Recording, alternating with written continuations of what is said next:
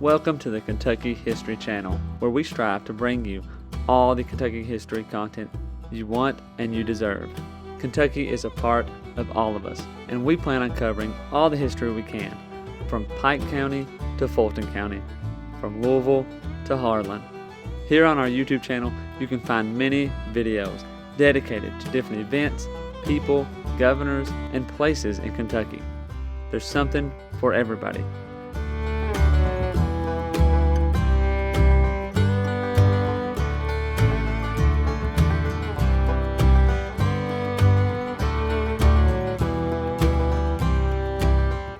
While you're here, if you like the channel, hit the subscribe button and the notification button so you get notified anytime new Kentucky history is available.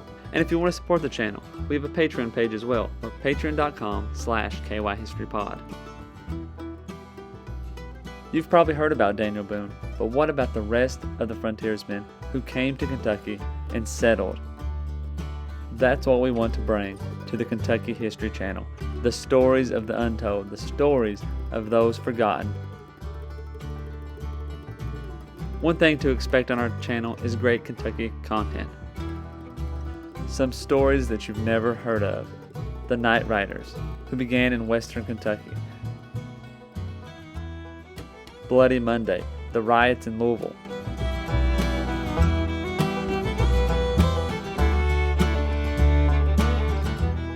The assassination of Governor Goebel, the only governor ever assassinated in the United States. Stories from all over Kentucky, stories that are unforgettable once you've heard them. You can find out who counties in Kentucky are named after and how your county got started. From beginning to end, we plan to document every county in Kentucky, all 120. Reach out to us on all of our social media platforms. Twitter, Facebook, and Instagram. And also leave a comment on one of our YouTube videos. You can also check out our podcast episodes. You can subscribe to our podcast on Apple Podcasts, Spotify, iHeartRadio, and many more.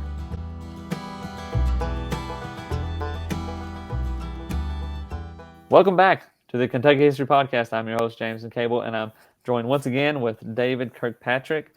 He is the author of The War of 1812 in the West, and has, basically, the book focuses on the Kentucky's involvement in the War of 1812, which is very relevant to the channel here. And David, welcome back, man. Thanks for having me. Again. Yeah, that's right. I'm enjoying it. Last time we talked about the River Raisin and its kind of impact. Kind of a telling massacre, a battle, a real blow to Kentucky, in general, not just the whole war front but just Kentucky, really. I mean, the loss of lives, the whole kind of debacle, I guess, if you want to say it that way. Right.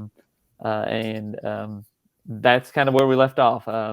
The war, though, rages on. I think Harrison was in retreat, and that's where we're at. So what do you got? What's the next step of the Kentucky's involvement in this war?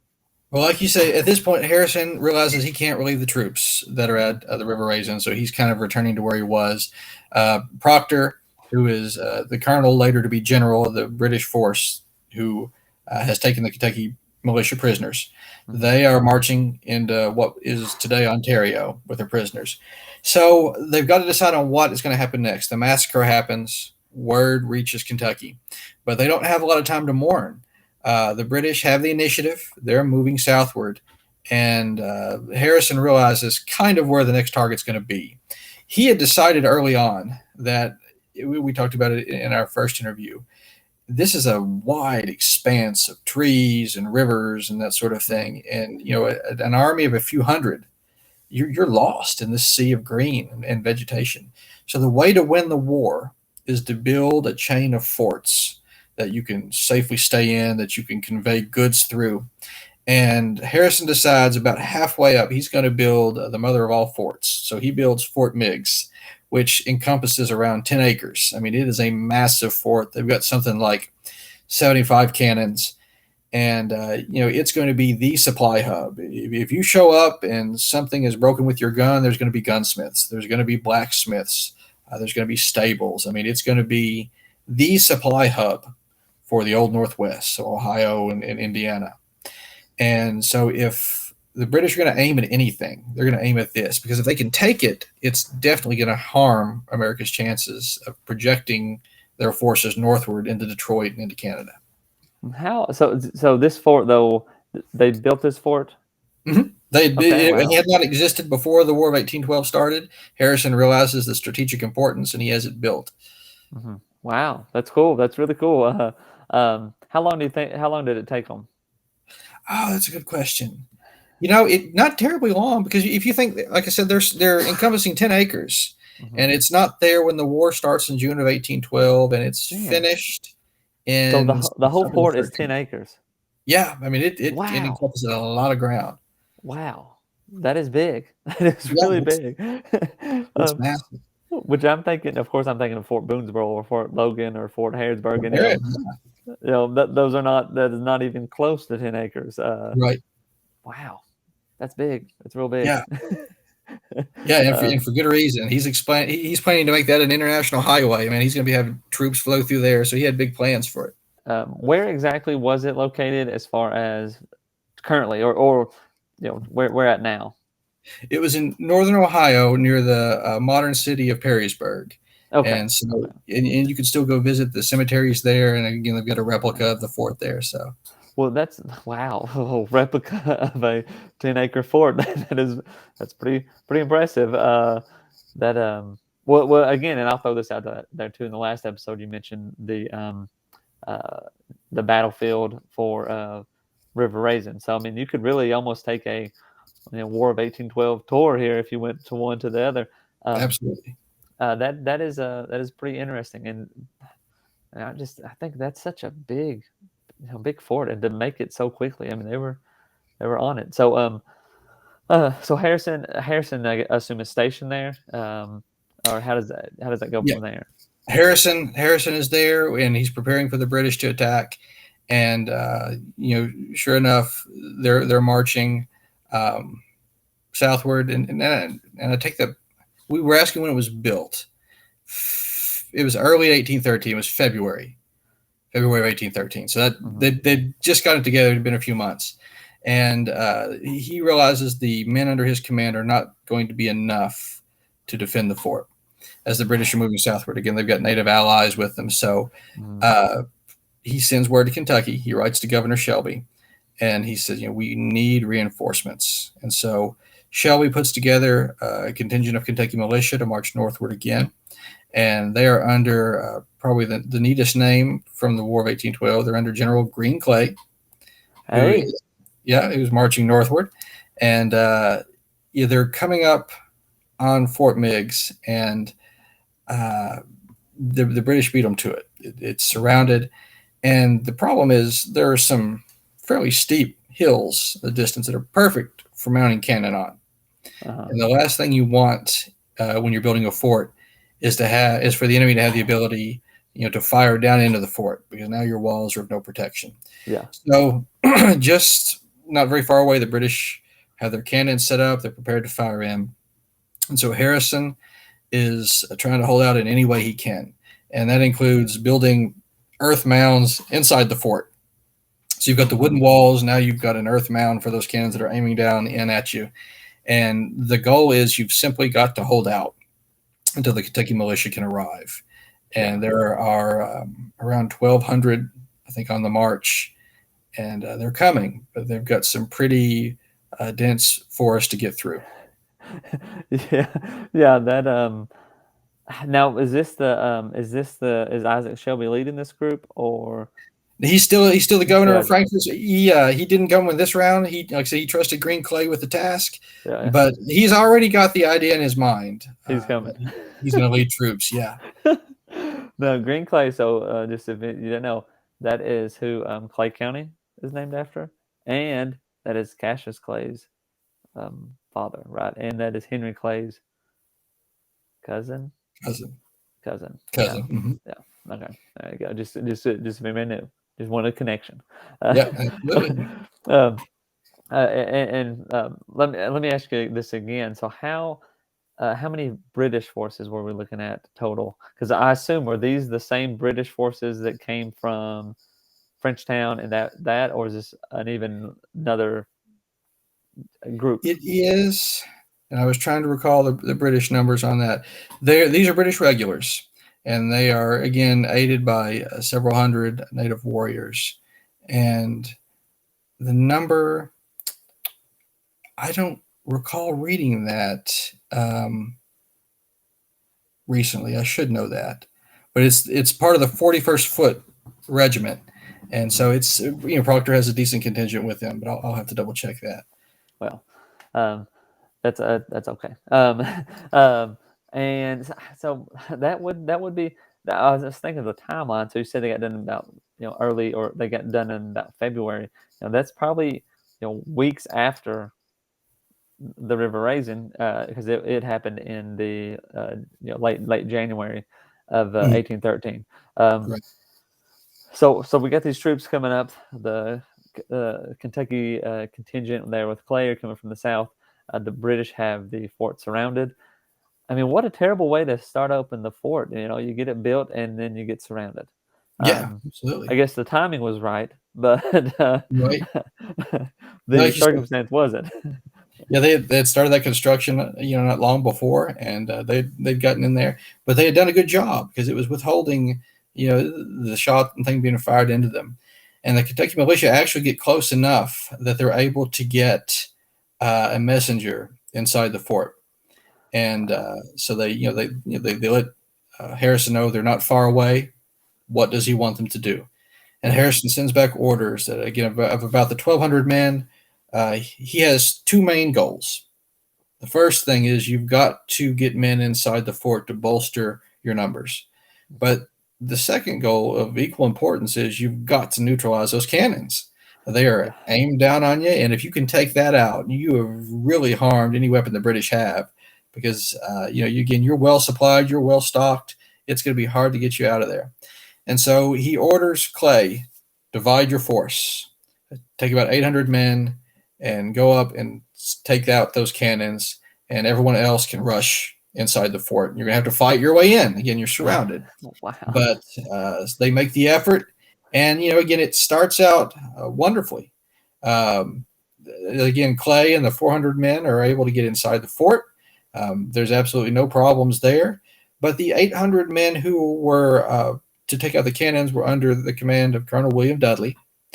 And they get a little overzealous, unfortunately, which happens to Kentucky militia often during the War of 1812. They rush.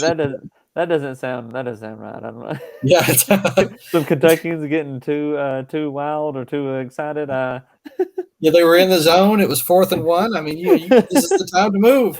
They hurdled somebody and ran somebody over, right? That's right. They run up there. The British are caught completely off guard, which helps. Mm-hmm. And the best way to take out a cannon is to spike the cannon. So you drive the spike down in there so it can't be fired. And so they're doing this. They're disabling the cannons, and the British have retreated into the forest, and it has worked wonderfully. The men inside the fort are cheering because they can see the action taking place up on the bluff. Yeah. You've done it, and now your job is to get down off the ridge, get inside the fort, and you're done. Mm-hmm. But unfortunately, before they could do that, they're fired on from the woods, and the men are ready to defend themselves. But instead of just firing back or returning fire and getting an orderly retreat back down to the river and getting inside the fort, they pursue their attackers in the woods. And at first, it seems like it's working well. The enemy's retreating, or so it seems. And again, they're going tree to tree, similar to the way they had done at the River Raisin. Yeah. And eventually, though, they run into a native encampment that overwhelms them. And it's not a complete loss, but the overwhelming majority of them, lose their lives or are captured. And so it's another situation of victory snatched from the jaws of defeat. Because on the one hand, you have saved the fort. I mean, the cannons are disabled. They're of no use. You've brought 400 armed reinforcements that are safely inside the fort. But for those 800 men, their loss was another huge blow, just months after the River Raisin. Yeah. And Harrison writes to Shelby, Governor Shelby, and he said, it's rare that a commander has to complain about his troops being too excited, to rush into battle. He said, but it seems to be the case with the Kentucky militia, because at Frenchtown they had rushed forward when they weren't supposed to, and of course Yeah. now at Meigs. But the British realize they can't take the fort, and so they fall back. And but it's bittersweet. Harrison feels like if he'd had the entire Kentucky contingent, maybe he could have overran Proctor. Yeah, maybe he chased could him. have Yeah. Yeah. Instead, you're on the defense again. Yeah. Well, it happens sometimes, man. I mean, maybe those Kentucky boys just had a little too many shots of bourbon before they rushed that. Their heart was in the right place, Hold on, boys! Somebody just shot at me through the woods. Let's get them. Just a little farther. You can't let your friends and the people you've bonded with go without you. I mean, you've got to back them up. So. And that was on May 5th, by the way. I don't know if I mentioned that. That's when the battle takes place. Yeah. So that's a pretty. I mean, that's still a pretty wild little event. I want to go back to the point where you bring up. They were able to get somebody into the fort, and I think, man, how would you be able to sneak somebody into a surrounded fort? But yet, that fort's 10 acres. You actually probably got a good chance of smuggling somebody in there. Yeah. But just the courage and the bravery to get in there, then turn around and get out, and and successfully, I guess, relay the message that's needed. Right. And then the plan. I mean, like you said, it was going as planned, and then they got sidetracked there a little bit. That's how it goes. And that's often referred to as Dudley's defeat because he really should have reined his men in and brought them inside. From General Clay's point of view, he had executed the mission. He had followed orders the way he was supposed to. He had brought the contingent of men under him. So if he's guilty of anything, it's maybe selecting the wrong commander. And Shelby, in his letters from the time, you can sense the disappointment because initially Isaac Shelby's son is with Dudley. And so he's reported dead initially and turns out not to be. But, it's another huge loss just 4 months after the River Raisin. And really, it's even less forgivable than the River Raisin because Winchester made a decision based on the information he had. It turned out to be the wrong one. But as we talked about, at the time, it seemed like the right decision. This was just overconfidence and turned victory into defeat. Yeah, overconfidence is a killer for anything, just about it. So Isaac. So as you said, Isaac Shelby's son was with him, and but they thought he was dead, but he ends up being alive. Right. That's makes it a little more personal for Shelby as well. Now, did Clay? And I may have missed this, but was he one that got into the fort, or did he never even? Clay makes it in. Clay is in charge of the overall force. So when they divide into two, he takes the smaller force and goes on into the fort. And he leaves 2/3 of the force under Dudley, and that's where the disaster takes place. Yeah. Oh, Dudley. Come on. Yeah. I think that makes me think of Harry Potter, Dudley Dursley. Yeah. But I don't know if any listeners are Harry Potter people, but anyway. So was there any, I know I always bring up the journals, but journals from this campaign or this anything good out of those? The best, most things that have impressed on my mind the most from this time were less journals from individual soldiers and more the letters between Harrison and Shelby. We talked about in the first interview that Shelby kept letter books. So he had a book where letters that were outgoing were transcribed and one where incoming letters were transcribed. And so, putting those together, and I'm paraphrasing significantly, obviously, but you kind of get the sense that Shelby, who has praised Harrison a lot, wants to know what's going on. What's the problem? Our troops keep marching forward. Disasters happen. And Harrison writes back and says, it's not my fault. People have to obey orders. And it's couched in the language of the 19th century. It all sounds very polite and things. But if you really know what they're saying to one another, both are extremely frustrated. And so reading those really drove home how dire this was. But, on the other hand, it stopped British momentum. If Fort Meigs had fallen, there are a couple of other minor forts. There's Fort Defiance, I think, and a few smaller outposts. But if Fort Meigs falls, I Yeah. mean, Cincinnati's on the radar. I mean, Yeah. they are advancing, at a good clip. So the fact that that takes place does stop. This is the Battle of Midway for the War of 1812 in the West. It stops the enemy momentum. And well, I mean, if you didn't know, people that didn't know, Ohio at this time was a state. I mean, I think 1803 or something like that, it had become a state. So Cincinnati, even, I mean, that's a pretty important spot. Right. I mean, not just the state of Ohio, but I mean the whole, Ohio River system. But did you say one of the fort's names was Fort Defiance?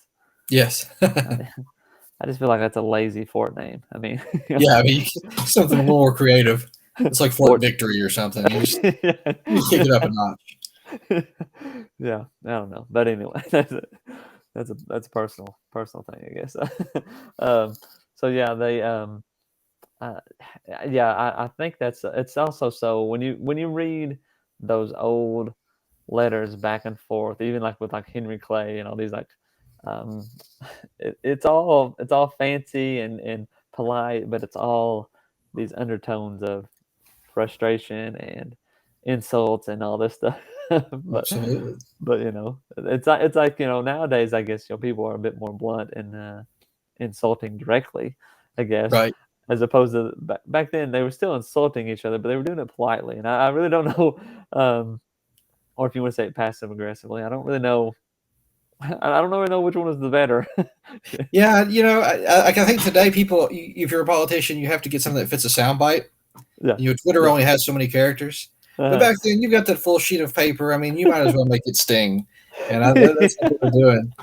And but afterwards, the British do make kind of a second attack, kind of a weak-hearted, almost, I don't want to say a feint or misleading, but there's an Indian attack on Fort Meigs. And at this point, Harrison has left. Green Clay's been left in charge. And this is several weeks later. And the real attack comes at Fort Stevenson, which is a smaller outpost. And it's also manned by some Kentuckians. And, it turns out also to be a victory. The British returned back there. So, this whole area of May to August, September of 1813 is probably the most underrepresented in terms of importance during the war, because it really sets the stage for, like you mentioned, Shelby and the Battle of the Thames that comes later. Yeah, yeah, and I'm trying to think of the Battle of the Thames is more, it's more north than like as in it's real close to the lakes, isn't it? Yeah, it's actually just across in Canada. But yeah, Okay. it's and we'll save that one for another time, or we'll save that one for next. I think that would be next, right? I mean, that's next. Yeah, yeah, it would be next, and that's the Battle of the Battle of Thames, yeah, or Lake Erie. Is there a big battle there as well? Or I'm not meaning the actual lake, but there's a big battle on the lake. I know that. And well, we talked about that a bit with the Kentucky men on the ships and stuff. Yeah, that happens on the way to the Thames. So yeah, you're right. Okay, so maybe we'll hit that one. We'll hit the lake battle, and then we'll go to the Thames.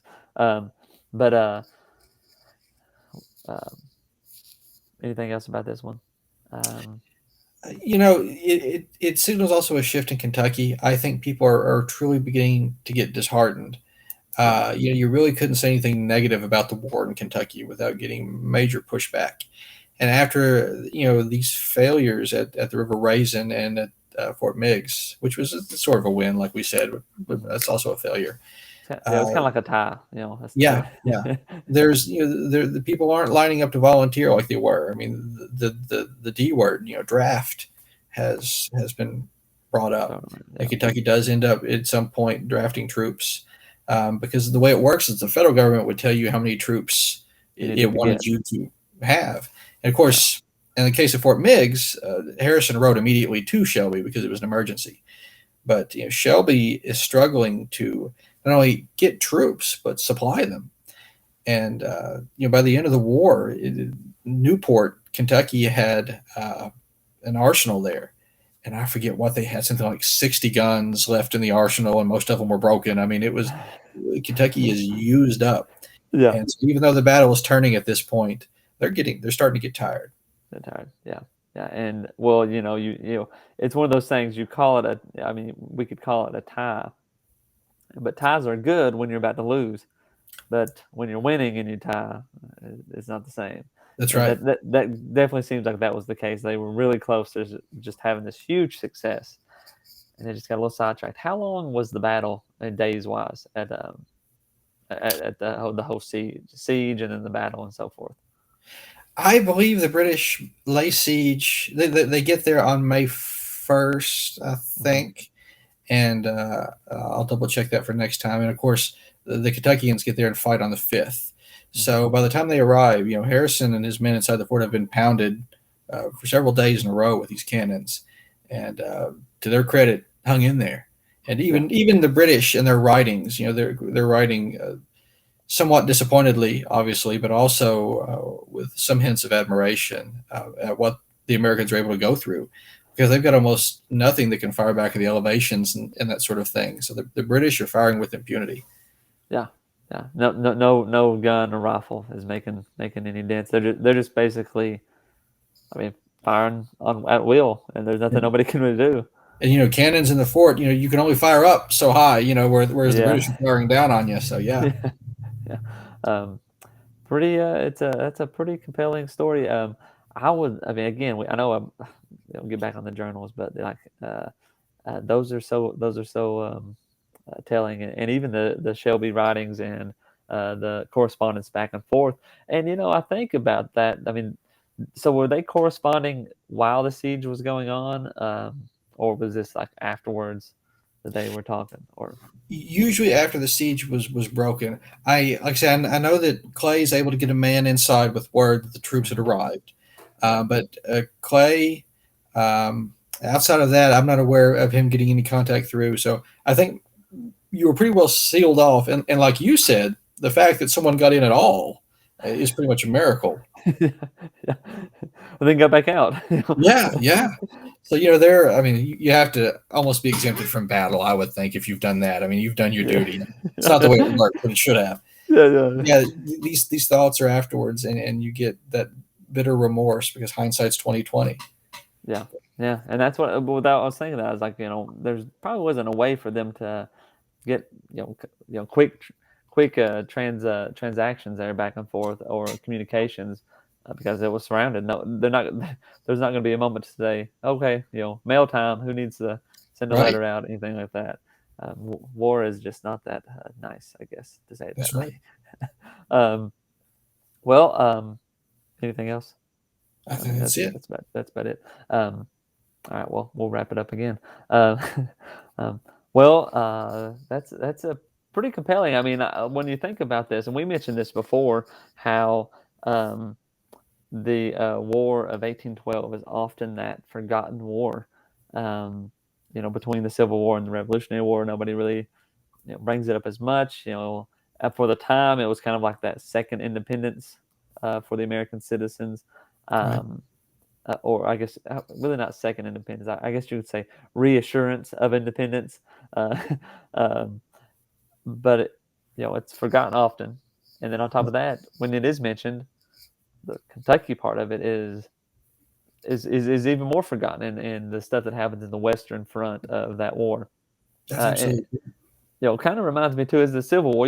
Everybody knows about the Civil War, but oftentimes the Western Front of the Civil War is not as talked about. Which I'll give a shout out to Derek. I called you Derek once, but Derek Lindo. He is the Kentucky Civil War guy, who does a lot of work with that and brings a lot of light to that. Which again, everybody's all about the Civil War. Yeah. War of 1812. It's the stepchild, I guess, of the wars. You're right. You're right. And, you mentioned the Declaration, the Second Independence. There's a guy who wrote, John Hammock, who actually wrote a book called about the War of 1812 called the Second War of Independence.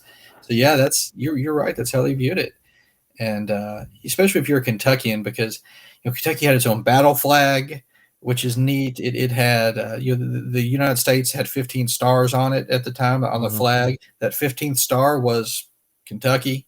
I mean, everything about the war is a celebration of Kentucky and what it brought to the Union. So it's really something we should probably teach more often in curriculum and that kind of thing. Yeah. Well, I tell you, history curriculum is not the best. Oh, I understand. especially the Kentucky history curriculum. So much stuff is left out. I mean, it just. I mean, I could go on for days. About all that, but I'll try not to. Yeah, that's cool. I'll try to look up, find if I can get an image of the Kentucky battle flag. That would be really cool to show if you're watching it on YouTube. Of course, if you're watching it on or listening on podcast, you'll have to go to YouTube and look at it. But I can probably post it on the website and that sort of stuff too. Yeah, that's pretty cool. That's really cool.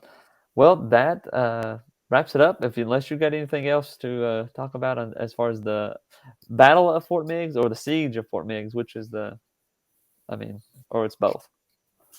Yeah, it's both. Yeah, it starts out a siege, ends up a battle. So yeah. Really cool story. Really cool connection to Kentucky, of course, like most of everything on this podcast is. So anyway, thanks again, David, for coming on. If we'll come back again here soon and talk about the Battle of Lake Erie and the Battle of the Thames.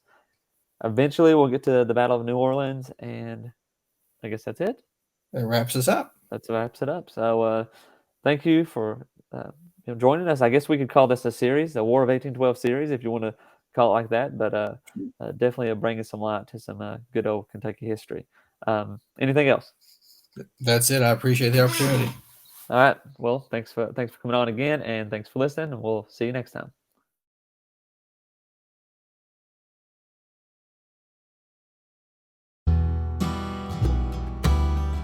Welcome to the Kentucky History Channel, where we strive to bring you all the Kentucky history content you want and you deserve. Kentucky is a part of all of us, and we plan on covering all the history we can, from Pike County to Fulton County, from Louisville to Harlan. Here on our YouTube channel, you can find many videos dedicated to different events, people, governors, and places in Kentucky. There's something for everybody.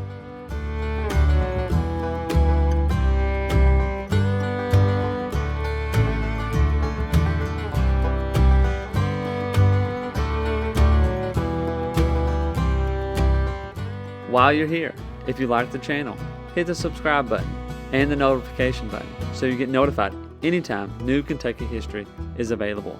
And if you want to support the channel, we have a Patreon page as well, or patreon.com/kyhistorypod.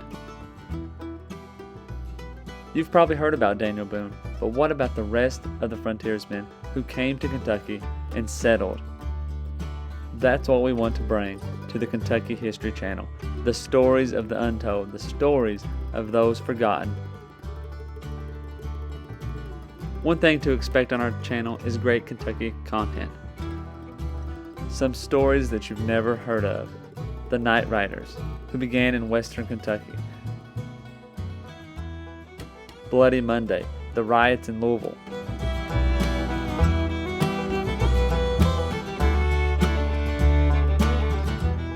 The assassination of Governor Goebel, the only governor ever assassinated in the United States.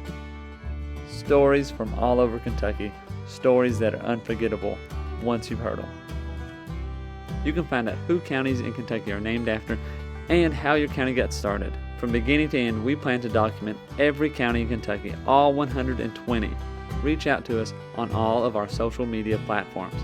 Twitter, Facebook, and Instagram. And also leave a comment on one of our YouTube videos. You can also check out our podcast episodes. You can subscribe to our podcast on Apple Podcasts, Spotify, iHeartRadio, and many more.